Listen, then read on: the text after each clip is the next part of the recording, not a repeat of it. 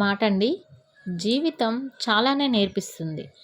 దేనికి ఎదురు చూడొద్దని, ముందుకి సాగిపోమ్మని. అలాగే ఎవరి మీద ఆధారపడొద్దని, ఆత్మవిశ్వాసమే నీ ఆయుధం. మీకు మీరే తోడు అని. ఎదుట వారికి నీడగా ఉండమని.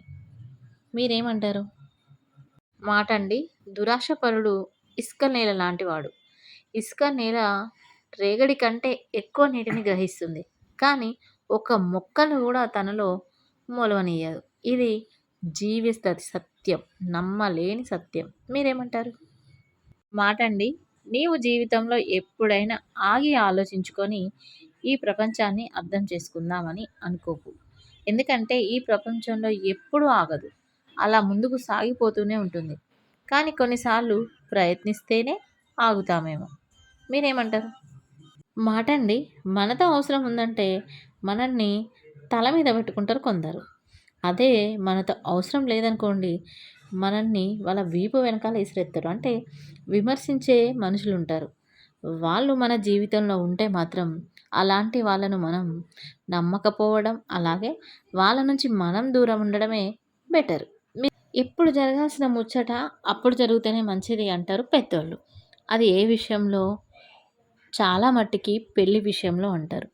అలాగే మనం కాలాన్ని వృధా చేసుకుంటూ పోయినామనుకోండి, జీవితంలో వెనకబడతాం. తర్వాత మనం ఎంత పరిగెత్తినా ప్రయోజనం అని ఉండదు. మనకు తెలివితేటలు ఎక్కువైతే కావచ్చు. కానీ మనం ఎంత పరిగెత్తినా మన జీవితం ఇంకా తొందరగా ముందుకెళ్ళదు. అక్కడే ఆగిపోయి ఆలోచిస్తూ ఉంటాం. ఇప్పటికైనా టైంను మాత్రం అస్సలు వేస్ట్ చేయకండి. ఏదైనా అనుకున్నామనుకోండి, గెలుపు భారమైనా సరే భరించండి.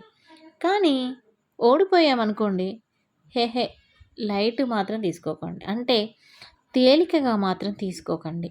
ఎందుకు ఓడిపోయాము అన్న కసితో గెలిసే ప్రయత్నం చేయండి. బ్రతకడం వేరు, జీవించడం వేరు. బ్రతకడంలో ప్రాణం మాత్రమే ఉంటుంది.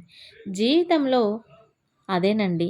జీవించడంలో సంతృప్తి, అనుభూతి కూడా ఉంటుంది. ఎప్పుడైనా రూ. 10 సంపాదించామనుకోండి, ఆ రూ. 10 ఖర్చు పెట్టుకుంటూ ఒక రోజంతా బ్రతకచ్చు. కానీ ఆ ఒక్కరోజు మనం ఎంత సంతోషంగా ఉన్నాము అన్నది ముఖ్యం. అది మాత్రం మనం ఆలోచించుకోవాలి. ఏమంటారు? ఇక డబ్బు గురించి. డబ్బు అనేది మహావృక్షం లాంటిదే. దానికి కిందికి వెళ్ళాక మన నీడ మనకే కనబడదు. ఇక మన చుట్టూ ఉన్నవాళ్ళు ఎలా కనబడతారు? డబ్బు దగ్గర ప్రతి ఒక్కడు స్వార్థపరుడే. అలాగని డబ్బే సంపాదించకుండా ఉండాల్సిన అవసరం లేదు అనుకోవడానికి కూడా లేదు.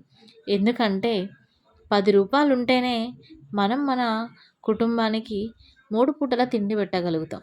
కాబట్టి సంపాదించడము ముఖ్యమే. కానీ అత్యాశకు పోకుండా సంపాదించుకుంటే సరిపోతుంది. మీరేమంటారు? అందం గురించి చాలామంది ఆలోచిస్తూ ఉంటారు. అది పెళ్ళిళ్ళల్లో కానీ, లేదు అంటే కొంతమంది ఉంటారులేండి. అందమైన శరీరం కొన్నాళ్ళు ఖాళీ అయిపోతుంది. కానీ అందమైన మనసు ఉంటే మాత్రం ఎప్పటికీ నిండుకుండలానే ఉంటుంది. దానికి ఖాళీ అవ్వడం అనే ప్రసక్తే లేదు. ఎందుకంటే అందమైన మనసున్న వాళ్ళ దగ్గర ఎవరైనా కానీ, ఉన్నోళ్ళే కానీ, లేనోళ్ళే కానీ, కూలి పని చేసుకునే వాళ్ళే కానీ, లేదు అంటే కుష్ఠరోగి లాంటి వాళ్ళైనా కానీ, వ్యాధులున్న వాళ్ళే, ఎవ్వరొచ్చినా, ఎలాంటి వాళ్ళొచ్చినా, మన వాళ్ళైనా కాకపోయినా, శత్రువులైనా, మిత్రువులైనా, వాళ్ళు అందమైన మనసుతోనే ఆలోచిస్తారు. మంచి మనస్తత్వంతోనే వాళ్ళతో మాట్లాడతారు. ఇంకా కొందరు అంటారు, మంచి మనస్తత్వం ఉన్నవాళ్ళు మంచి వాళ్ళకి ఎప్పుడు కష్టాలే అని. కానీ అది అస్సలు అనుకోకండి. 10 మందిలో మిమ్మల్ని నలుగురు విమర్శించినా మిగతా వాళ్ళు మీ వెనకాల మీ గురించి చాలా గొప్పగా చెప్పుకుంటారు.